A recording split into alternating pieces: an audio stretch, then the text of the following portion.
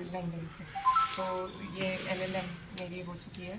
तो इसके बाद मैं राजनीति में मेरा इरादा था पीएचडी करने का, लेकिन कुछ परिस्थितियाँ ऐसी बनी और मैं राजनीति में आई और फिर दिलचस्पी बढ़ती चली गई। तो अब ऊपर वाले की कृपा से लोकसभा का कैंडिडेट मुझे बनाया गया है हमारे माननीय अखिलेश जी द्वारा।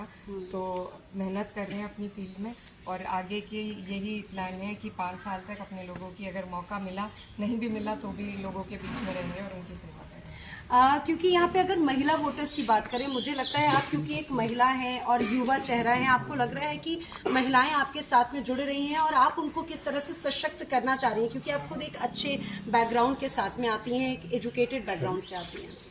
जी देखिए, सबसे ज़रूरी यही है कि पढ़ाई मेरी जो भी मेरी पहचान है, मेरी विरासत भी मेरे साथ है मेरे पिताजी की, और उसके बाद जो भी मैं जिस भी लायक हूँ अपनी पढ़ाई की वजह से हूँ। तो मुझे लगता है कि सबसे बड़ी पहल यही होनी है। हमारे यहाँ पर लड़कियों का अलग से कॉलेज नहीं है, तो मेरी अपनी तरफ से यही कोशिश रहेगी कि क्योंकि एमपी होना एक बहुत बड़ी ताकत है, कोई छोटी चीज़ नहीं है। तो अगर मुझे ये मौका मिलता है तो चाहे प्राइवेट इन्वेस्टर्स के द्वारा हो या सरकार के द्वारा हो, जो भी हमारी कोशिश रहेगी वो पढ़ाई के लिए ही रहेगी। हम लड़कियों का यहाँ पर एक कॉलेज खोलना चाहते हैं, तो जैसे भी तैसे होगा हम उसमें पूरा प्रयास करेंगे।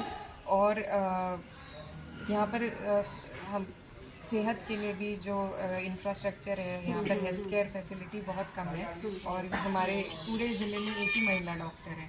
तो महिलाओं के लिए बहुत बड़ी चुनौतियाँ हैं ये, और मैं यही कहना चाहती हूँ कि अगर मैं यहाँ पर निकल सकती हूँ तो कई हमारी बहनें हैं वो भी आगे सामाजिक और राजनीतिक और एडमिनिस्ट्रेटिव रोल्स में हिस्सा ले सकती हैं। तो उसके लिए मैं उन्हें कहना चाहती हूँ। एक आखिरी सवाल, क्योंकि आपने एक बहुत एक अच्छा और सकारात्मक वे में आपने बताया कि आप एजुकेशन वाइज आगे बढ़ाना चाहते हैं, लेकिन कई ऐसे पिछले कुछ वक्त से हम मुद्दे देख रहे हैं, वो हिंदू मुस्लिम जात पात मंदिर मस्जिद की राजनीति करते हुए नजर आते हैं। आपको लगता है कि चुनावों में इस तरह के मुद्दे नजर आ रहे हैं और आप उनके लिए क्या कहेंगे, और इसी में आप ये भी बता दीजिए अपनी जीत को लेकर कितनी आश्वस्त है?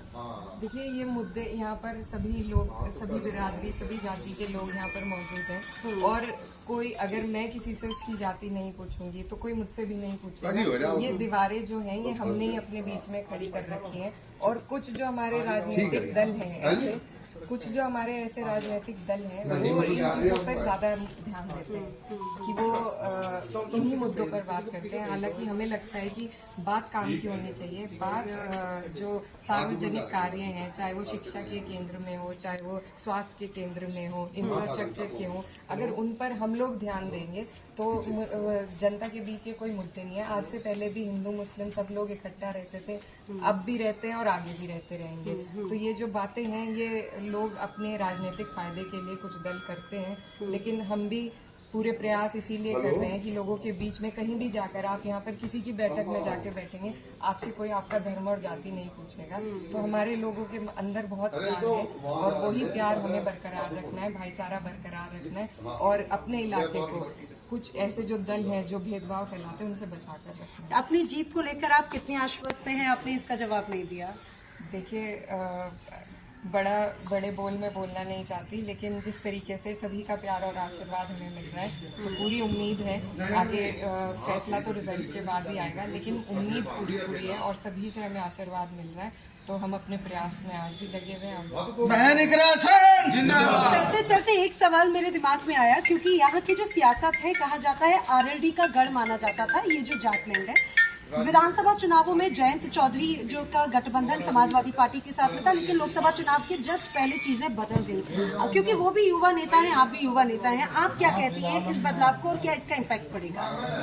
देखिए, क्योंकि यहाँ पर जो लोकल इश्यूज जो हैं इस बार पहली बार हम देख रहे हैं, 2014 के चुनाव के बाद पहली बार ऐसा है कि जो लोकल इश्यूज हैं वो इतने प्रखर रूप से सामने आ रहे हैं, क्योंकि लोग परेशान हैं, त्रस्त हो चुके हैं। अब यहाँ पर हम सिर्फ एक ही चेहरे पर वोट देंगे, हर जगह तो एक चेहरा आके काम नहीं कर सकता।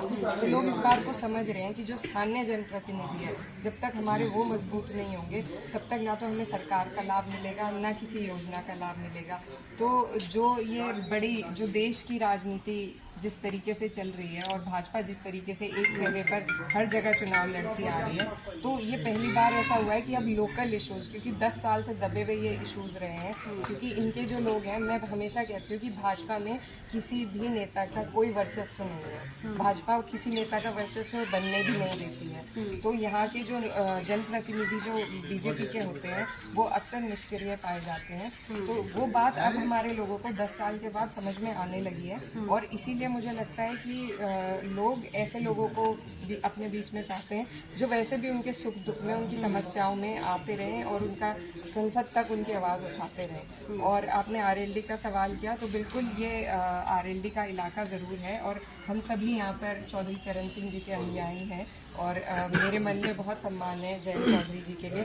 मैं आपको बताऊं, उन्होंने मेरा नाम आगे किया था जब हमारा गठबंधन मजबूत था, तो उसके बाद से, लेकिन क्योंकि यहाँ पर प्रत्याशी भाजपा के हैं और उनकी एंटी इनकम्बेंसी बहुत ज़्यादा रही है, तो उस हिसाब से जो लोग जुड़ते उनके साथ वो जुड़ नहीं रहे हैं, और जो लोग पहले से हैं उनमें भी उत्साह नहीं है। तो इस वजह से हमें नहीं लगता कि इतना कोई यहाँ पर असर रहेगा, क्योंकि इतने धरने हमारे लोगों ने मीलों पर दिए हैं। मैं धरनों में मौजूद रही, हमारे जो आरएलडी के विधायक हैं वो लोग सब मौजूद रहे, लेकिन भाजपा के सांसद ने कभी आकर ये भी नहीं देखा कि ये मेरे संसदीय क्षेत्र के लोग हैं, ये समस्या के लिए यहाँ पर दरी बिछाए बैठे हुए हैं, क्या इनकी बात है, मैं सुनूँ, मैं संसद में उठाऊँ। तो ये सब बातें लोगों के ध्यान में आज भी हैं और रहेंगी, और इसलिए मुझे नहीं लगता कि किसी बड़ी पार्टी का या जो नेशनल नैरेटिव चलाया जाता है उसका यहाँ पर फर्क पड़ेगा।